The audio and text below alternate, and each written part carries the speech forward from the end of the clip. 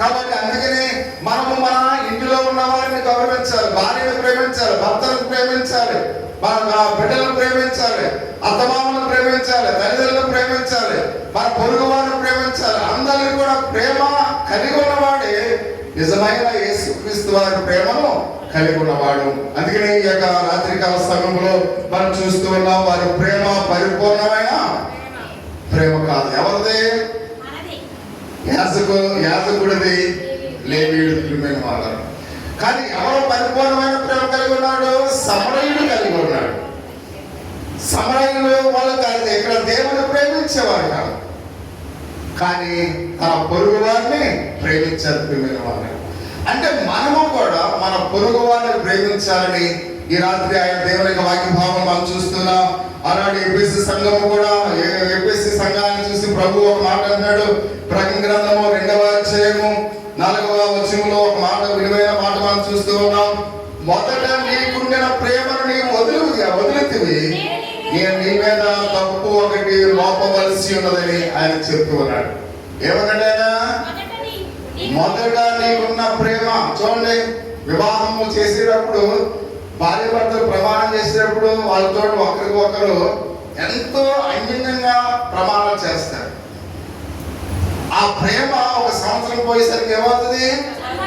చల్లారిపోతుంది. First ఆ భార్య మైసూర్ పాకం ఏమంటే భర్త ఏమైందంట? మైసూర్ వెళ్ళిపోయాడు. మైసూర్ పాకం తెస్తాయి. ఒక సంవత్సరం పోయిన తర్వాత మైసూర్ పాకం ఏమంటే కనబట్టు వచ్చి ఏం చేశాడు? కొట్టాడు. అంటే ఆ తొలినాటి యొక్క ప్రమాణంలో ఉన్న ప్రేమ ఒక సంవత్సరం పోతే ఉందా? నేర్చుకునే మాట. అలాగే క్రైస్తవ విశ్వాసం యొక్క ప్రేమ శాశ్వత కాలం ఉండాలి. అంతేగాని ఏదో ఒక రోజు ఉండి తర్వాత అది ఇక్కడ పోయే విషయంగా ఉండకూడదు. అందుకని అన్నాడు ఎఫెసీ సంఘానికి ఆయన అంటూ ఉన్నాడు, ఏమన్నాడు? మొదట నీకుండిన ప్రేమ నువ్వు వదిలితివి, నేను తప్పు పట్టవలసి ఉంది. అంటే ఒక క్రైస్తవుడు ఎప్పుడు కూడా ఒకే ప్రేమ పరిపూర్ణంగా ఉండాలి.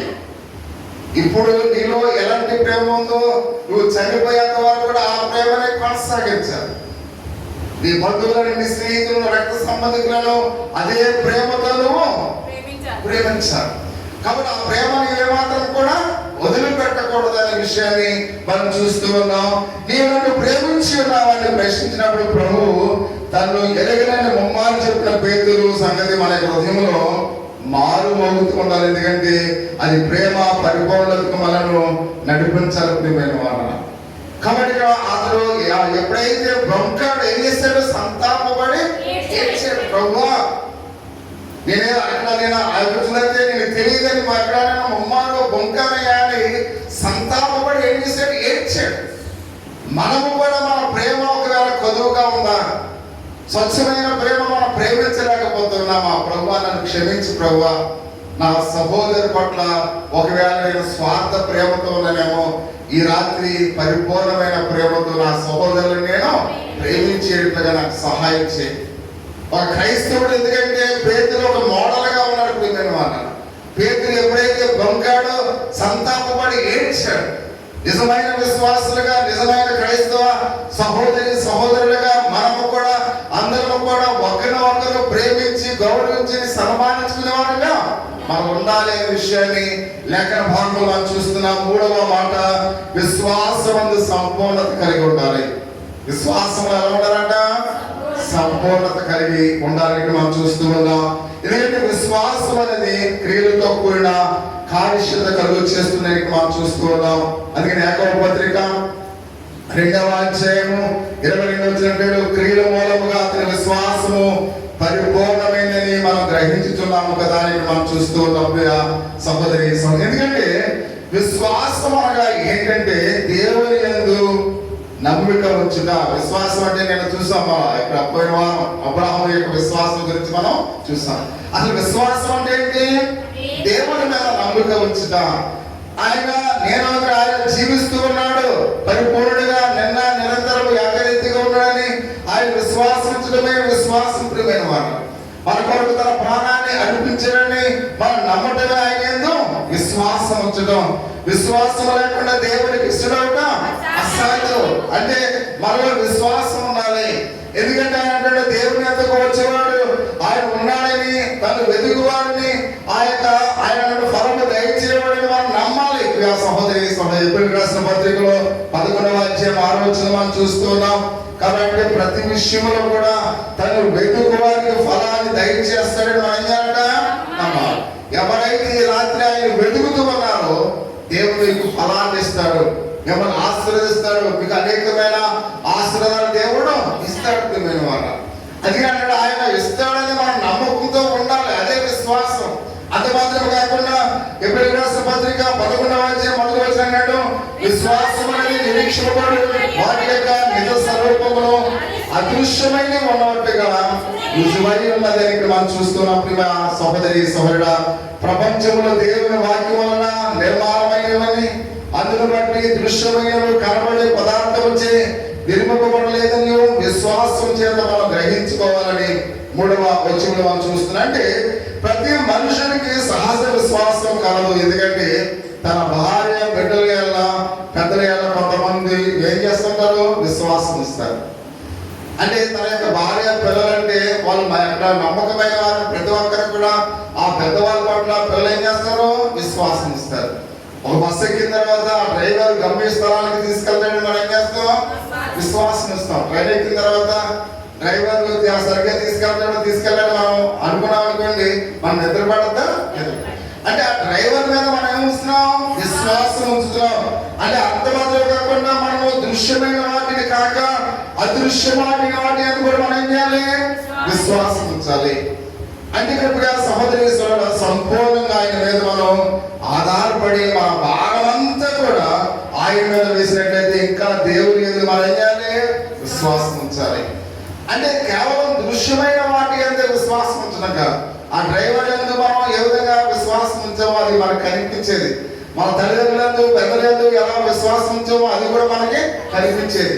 కనిపించింది ఏంటి, దేవుడే నాకు సహాయం చేస్తాడు, నా భారం అంతా కూడా ఆయన భుజాల మీద వేస్తాను, దేవుడే నాకు అనుగ్రహిస్తాడు, ఈ ఉద్యోగాన్ని దేవుడు ఇస్తాడు, లేదా ఈ చదువును దేవుడు ఇస్తాడు, లేదా నా జీవితంలో ఉన్నతమైన నాకు దేవుడు ఇస్తాడంటే ఇవి కంటికి కనిపించలేవు. ప్రియమైన వాళ్ళు, కంటికి కనిపించలేవు కూడా దేవుడు చేస్తాడనేదే నిజమైన విశ్వాసం. ప్రియ సహోదరి సహోదరుడు, అంటే మన పాప భారం అంతా కూడా ఆయన భరించిన దేవుడు మన కష్టాలు తీరుస్తాడు. అంటే దృశ్యమైన వాటి మీద మన విశ్వాసం ఉంచడం మాత్రమే కాదు, అదృశ్యమైన వాటి మీద కూడా మనం ఏం చేయాలి, విశ్వాసం ఉంచాలి.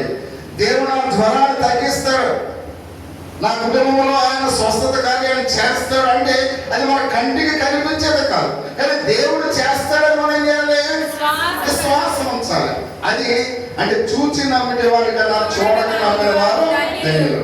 అంటే దేవుడు చేస్తాడనేది మనకు కనిపించకపోయినా మనం నమ్మితే అది గొప్ప విశ్వాసం. ప్రియమైన వారు, అంటే ప్రతి విషయంలో కూడా దేవుడు నా పట్ల ఈ కార్యాన్ని చేస్తాడు అనే విశ్వాసంతో మనం ఎదురు చూడటమే అది గొప్ప విశ్వాసం అని ప్రతి ఒక్కరు కూడా గమనించవలసిన వారిగా మనం చూసినందుకే విశ్వాసము వృద్ధి చేసుకున్నట్ట ఎట్లా మన యొక్క విశ్వాసాన్ని ఎలా వృద్ధి చేసుకోవాలి.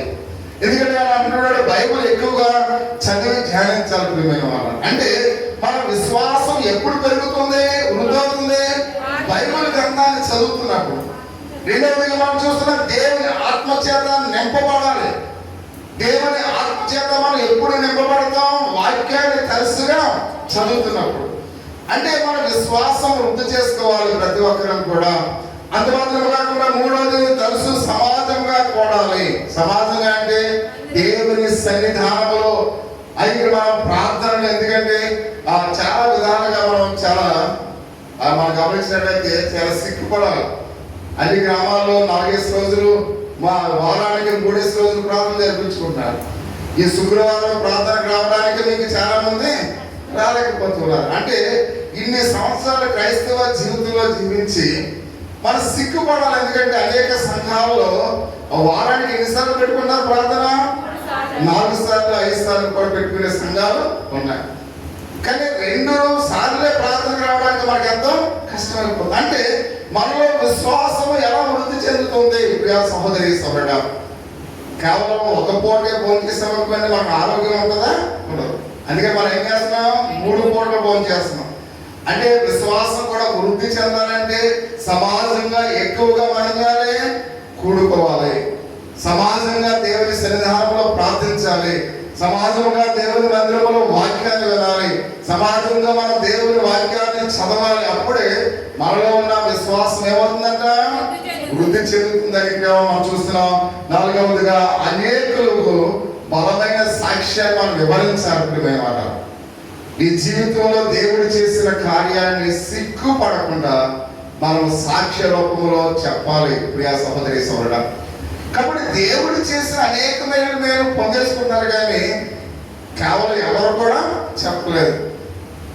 పాపం ఎవరు సుమలతో ఒకటే ఆ సాక్ష్యం అనేసరికి అందరూ విచిత్రంగా మామూలుగా మీరు కొంతమంది చాలా మంది నేను గమనిస్తుంటారు, నవ్వుకుంటారు.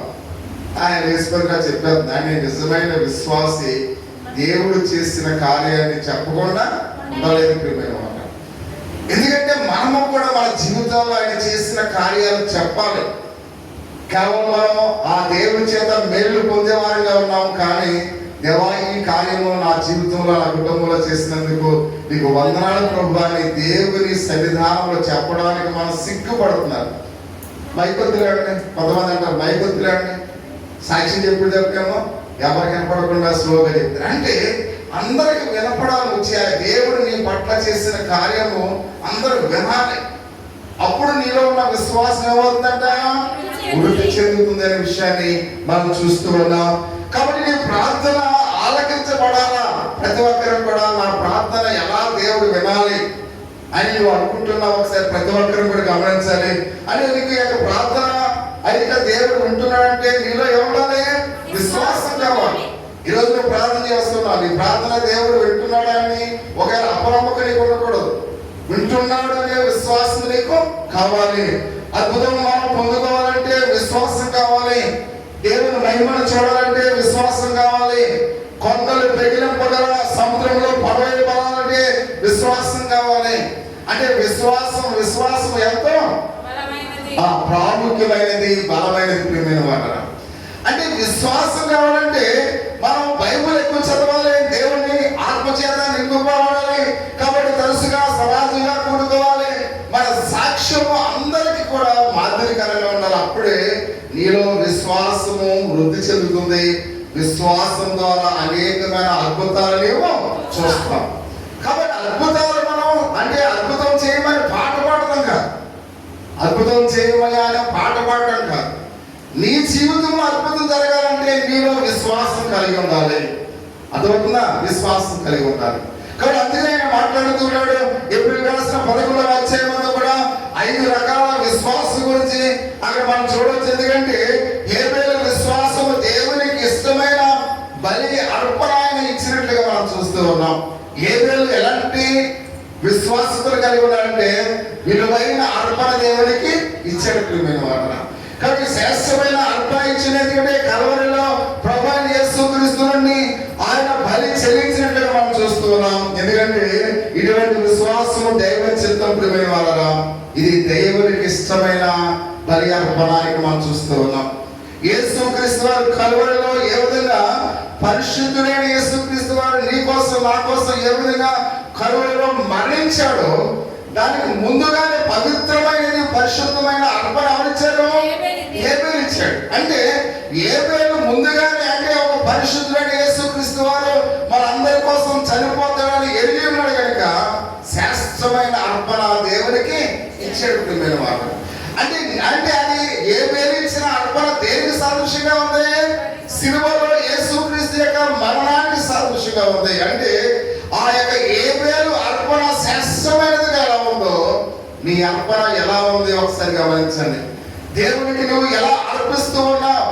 నువ్వు సజీవ యాగముగా దేవునికి అర్పణగా ఎప్పుడైనా పరిశుద్ధమైన జీవితాన్ని, పవిత్రమైన జీవితాన్ని దేవుడు ఆయన ఇష్టపడుతున్నాడు కనుక అటువంటి పరిశుద్ధమైన పవిత్రమైన జీవితాన్ని అర్పణగా నువ్వు దేవునికి ఇవ్వడానికి ఇష్టపడుతూ ఉన్నావా? కలంకమైనది, ముడతైనది ఏది కూడా ఆయన ఇష్టపడుతున్న వారు. అంటే దేవునికి ఇష్టమైన అర్పణ నీలో ఆయన ఏం కోరుతూ ఉన్నాడు? పరిశుద్ధమైన అర్పణ చూస్తూ ఉన్నాడు, పవిత్రమైన అర్పణ చూస్తూ ఉన్నాడు, మచ్చ డాగులేని అర్పణ నిన్ను కోరుతూ ఉన్నాడు. అంటే ఈ రాత్రి అటువంటి అర్పణను ఇవ్వాలంటే పరిశుద్ధమైన జీవితం జీవితాన్ని జీవించడానికి ప్రభువా నాకు సహాయం చేయ ప్రభువా అని ఏ పేరు అర్పణ వంటి అర్పణ ఈ రాత్రి మనం దేవునికి ఇవ్వవలసిన వారు అట్టుగా మనం చూస్తూ ఉన్నాం.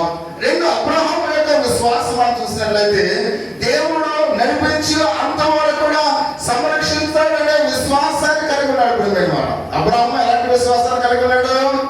అంతము వరకు నన్ను ఆయనే నడిపిస్తాడు అంటే దేవుని మీద ఆధారపడి ఉన్నాడు, దేవుని నమ్ముకొని ఉన్నాడు. దేవుడు ఎక్కడికి వెళ్ళమంటే అక్కడ వెళ్ళిపోయాడు. అంటే పరిపూర్ణమైన విశ్వాసము దేవుని మీద ఉంచాడు అబ్రహాము. ఈ రాత్రి అటువంటి విశ్వాసము దేవుని మీద ఉంచడానికి నువ్వు ఇష్టపడుతూ ఉన్నావా? కాబట్టి దేవుడు ఆయనే నన్ను సంరక్షించమని ఇష్టపడ్డాడు. దేవుడే నాకు అన్ని ఆధారము కూడా ఆయనే అబ్రహాము ఇష్టపడ్డాడు. ఈ రాత్రి అబ్రహాము అనే విశ్వాసం నీలో ఉందా? ప్రతి ఒక్కరిని కూడా ప్రశ్నించుకోవాల్సిన వారు వెంటనే మనం చూస్తూ ఉన్నాం. హానోకు విశ్వాసము మనం చూసినట్లయితే ఇది దేవునితో నడిచి మరణము చూడకుండా కనుగోబడే విశ్వాసం ప్రియమైన వాళ్ళ రెండవ రాకల్లో కొనుక్కోవడానికి పరిశుద్ధుల గుంపులో ఈ విశ్వాసం ఎంతో సాదృశ్యమైనదిగా ఉందని మనం చూస్తూ ఉన్నాం. హానోకు విశ్వాసం దేనికి సాదృశ్యంగా ఉందంట? అతడు మరణము చూడకుండా కొనుక్కోపోయాడు.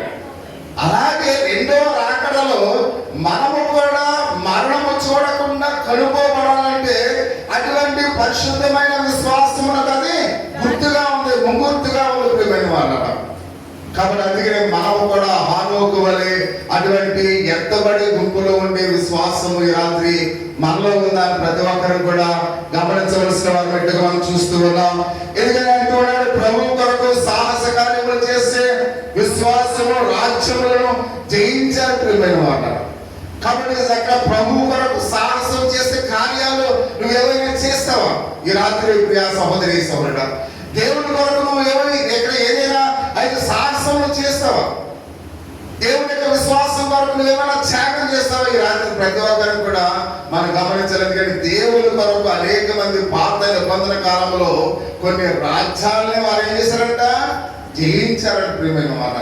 అంత మాత్రం కాకుండా నీతి కార్యాలు వారు జరిగించినట్లుగా మనం చూస్తూ ఉన్నాం. కాబట్టి వాగ్దానం పొంది సింహపు నోళ్ళను వారు మూయించినట్లుగా మనం చూస్తున్నాం ప్రియా సహోదరి సోదరా. కాబట్టి మనము కూడా అది ఆ సింహపు నోళ్ళు కూడా వారి యొక్క విశ్వాసం బట్టి ఏమైనట మూటక్కడ అన్ని కూడా సింహాలు కూడా నోళ్ళు ఏమైనా ముయ్యబడినట్లుగా మనం చూస్తున్నాం. అంటే నీ విశ్వాసం అంత బలమైనదిగా ఉండాలి. కాబట్టి నేను చూసి నీ శత్రువు కూడా భయపడాలి ప్రియా సహోదరి సోదరుడా. నేను చూసి ఆ యొక్క ప్రమాదం కూడా భయపడాలంటే అటువంటి విశ్వాసాన్ని నువ్వు కలిగి ఉండాలి. సింహాలు చూడండి, అవి ఎంతో మామూలుగా క్రూర జంతువులు, అవి తినేయడానికి అక్కడ వచ్చినాయి. ఎవరిని? దానియేలుని. కానీ దానియేలు విశ్వాసమును చూస్తే ఏమైపోయి నోళ్ళు ముయ్యబడ్డాయి ప్రియమైన వాళ్ళ. ఒకవేళ నీ శత్రువు నీ మీదకి వచ్చినప్పుడు కూడా నీ విశ్వాసం బట్టి వాడు వెనక పారిపోవాలంత విశ్వాసం మనము కలిగి ఉండాలి. అంటే ఇక్కడ మనం చూసిన సింహపు నోళ్ళు మోయించిన విశ్వాసం ఈ రాత్రి నీలో ఉందా అని ప్రతి ఒక్కరిని కూడా గమనించాలి. సాహస కార్యాలు చేసే విశ్వాసం నీలో ఈ రాత్రి ఉందా అని ప్రతి ఒక్కరిని కూడా గమనించాలి. చివరిగా నేడు ప్రభు కొరకు శ్రమ అనుభవించే విశ్వాసం నీకుందా? ప్రభు కొరకు మనము అంటే శ్రేష్టమైన పునరుద్ధానం పొందగోని, కాబట్టి విడుదల పొందగోని, వేదన అనుభవించే విశ్వాసం మనకు ఉందా అని ప్రతి ఒక్కరిని కూడా గమనించాలి. దేవుని నమ్ముకోవడానికి చాలా మంది ఈ లోక సంబంధమైన ఆశీర్వాదాల కోసమే దేవుని నమ్ముకోవడానికి ఇష్టపడుతున్నారు తప్ప ఆయన గురించి శ్రమలు పొందడానికి ఎవరు కూడా ఇష్టపడట్లేదు. ఆయన గురించి వేదన చెందడానికి ఎవరు కూడా ఇష్టపడట్లేదు. దేవుని ఎందుకు నమ్ముకోవాలంటే ఆశీర్వాదముల కొరకే, ఆశీర్వాద కొరకే, ఈ భూలోక శని సంపదల కొరకే దేవుని నమ్ముకోవడానికి ఇష్టపడుతున్నారు తప్ప శ్రమలు పొందడానికి ఎవరు కూడా ఇష్టపడరు. అంటే నువ్వు శ్రమలు పొందే విశ్వాసము నీలో ఉందా అని ప్రతి ఒక్కరిని కూడా ఈ రాత్రి గమనించవలసిన వారి బట్టి మనం చూస్తున్నాం. అది విశ్వాసం